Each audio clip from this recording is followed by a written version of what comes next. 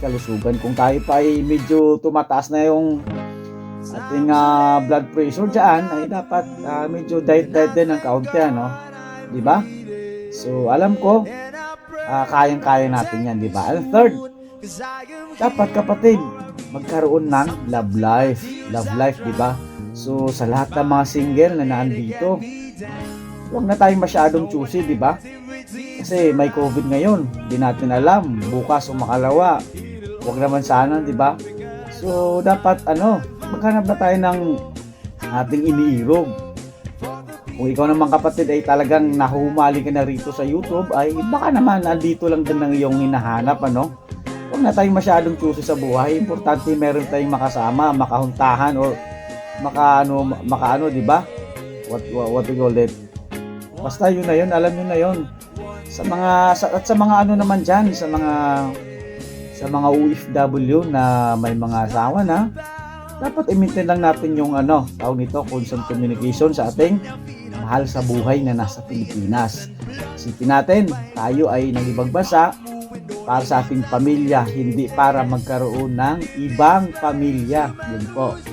Kasi alam naman natin ang realidad ng mundo na talagang ang isang OFW ay sometimes maraming troubles dahil na rin diyan sa third party, pero kapatid, isipin natin lagi na ang ating mga anak, if ever magkaroon tayo ng problema, ang ating buhay may asawa, buhay marriage, ang unang magsasuffer diyan ay ang mga anak, hindi po ikaw na asawa, hindi po ikaw na husband or asawa, kundi ang ating pong or inyo pong mga anak.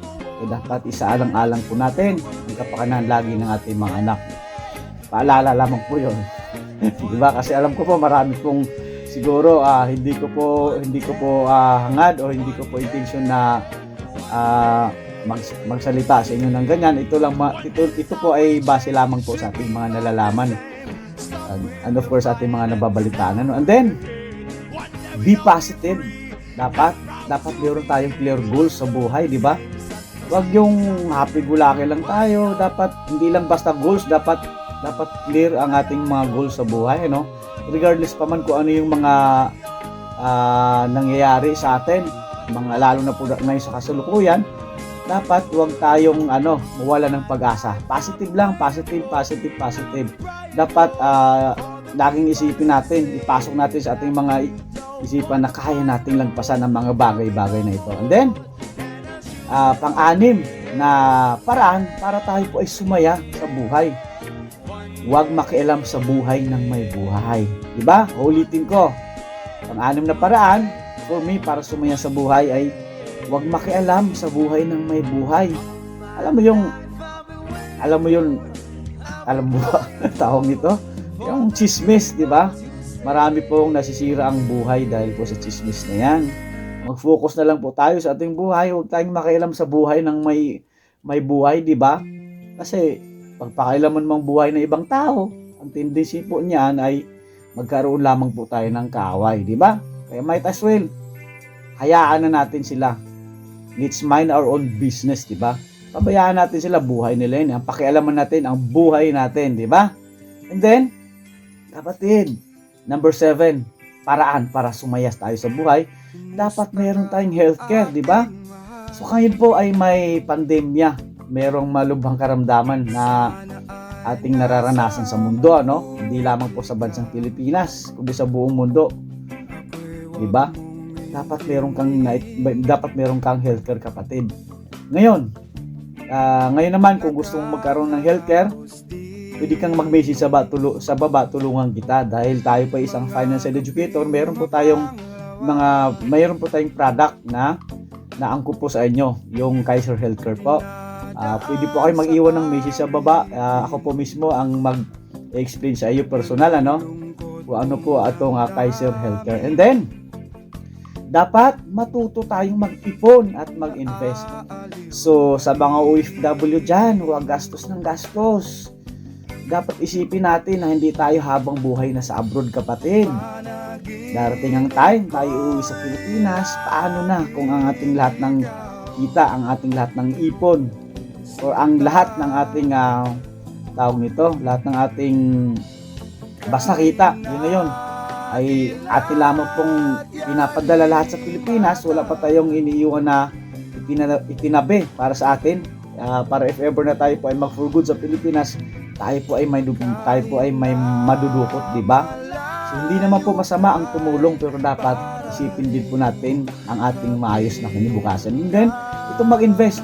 So kapatid, dapat maghanap ka rin ng paraan para lumago ang iyong pera. Actually, hindi po sapat na tayo lamang po ay mag-ipon dahil ang atin pong pera, pag iipon lamang po tayo ay tulog po yan. Diba? Kung gusto nyo pong mag-invest, dapat hanapin lamang po natin ang mga tamang investment vehicle na legal, nagbibigay ng tamang interest rate para sa ating pinaghirapan. Basta legal po. Alamin natin yung buong kwento ng papasukin nating investment bago po tayo pumasok para hindi po tayo magka-problema pagdating ng panahon, di ba? And then, pang-siyam na paraan para tayo po ay sumaya sa buhay, dapat meron tayong emergency funds. Again and again, tayo po ay may pandemya ngayon. What if, di ba? Nagkaroon tayo ng biglang sakit, nawalan ng trabaho. Paano na ang pamilya natin? What if ikaw ay a breadwinner sa pamilya, o ikaw ay nanay, o ikaw ay ama, tapos wala kang emergency funds na naitabi, malaking problema yan, kapatid. Kaya dapat isa sa mga isipin natin para sumaya talaga ang buhay natin, dapat meron tayong emergency funds na naitabi. Dapat hindi lamang po puro emergency, dapat meron din pong funds. Ulitin ko po, dapat hindi lamang po purong emergency ang darating sa ating buhay, kundi dapat meron din po tayong funds. Sa mga tuwid, dapat meron tayong emergency funds. Paano ba? Now, ganito ba yan, mga kapatid? Kung tayo po ay binata, dapat meron po tayong 1 to 3 months ng ating monthly salary, So kasi binata or single, And then kung tayo naman po, kapatid, ay merong pamilya na, dapat meron tayong naitabing 3 to 6 months na sa ating monthly salary, ano. Pwede natin itong ilagay sa bangko lamang, separate lamang po. Dapat yung mabilis lang siyang makuha para just in case magkaroon ng problema, ay mabilis din po natin siyang makuha. And then, yun po. And then, matutong i-manage ang utang. Again, ulitin ko, pang-sampung paraan para tayo po ay sumaya sa buhay. Matutong i-manage ang utang. So mga kapatid, as Filipinos or as human talaga, kahit yung mga malalaking kumpanya ay hindi po naiiwasan yung utang. So dapat ang magandang bagay lang po doon dapat natin gawin ay dapat marunong tayong i-manage ang utang natin. Hindi po yung utang ang nagmamanage sa atin. So paano ba i-manage ang utang natin? Bigyan ko po kayo ng kunting tip ha. Dapat gumawa tayo ng listahan kung alin po yung utang na may pinakamalaking interest. Dapat yun po yung una nating bayaran pababa, no? And then dapat huwag po tayong gumamit ng credit cards as much as possible. Dapat mga debit cards lamang po. And of course, kung talaga mang marami tayong utang, dapat gumawa tayo ng mga paraan para maibsan ito. Kung tayo man po ay may mga extra skills dyan, hindi natin gamitin yan. Ang sa ganoon ay makabawas-bawas talaga sa utang natin. And then lastly, para sumaya talaga ang buhay natin, reward yourself.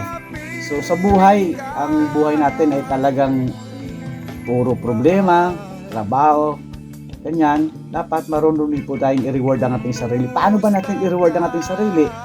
Dapat yung kunyari, may mga nagustuhan kang gadget, pwede din yon. Basta i-reward mo lang sa sarili mo, hindi yung buwan-buwan ka nabili. Yung ano ba, kunyari, every quarter, bili ka para sa sarili mo nang ma-inspired ka naman lalo, di ba? And then, pwede mo rin gawin kapatid na magbakasyon. Isama ang iyong mahal sa buhay. Isama yung pamilya, ang iyong girlfriend, boyfriend, di ba? Masaya yun. It's all a form of rewarding ourselves, yung vacation. Pwede rin pong mag-full body spa, di ba? So actually mga kapatid, napakarami pong paraan para tayo po ay sumaya sa buhay. Hindi rin po dapat makontento lamang po tayo sa buhay natin, ano? Kapatid, sana ay may natutunan kayo dito sa video kong ito. Pwede mo rin ito i-share sa iyong mga kaibigan, mga kamag-anak, kung sa palagay niyo po ay nakakatulong ito sa inyo. Dahil alam ko po, sa buhay kailangan lang natin tumanggap ng mga iba-ibang ideas, ano. So kapatid, kung bago ka rito sa channel ko, huwag mong kalimutan mag-like, mag-comment, mag-subscribe at i-click ang aking notification button. Maraming salamat po. God bless po.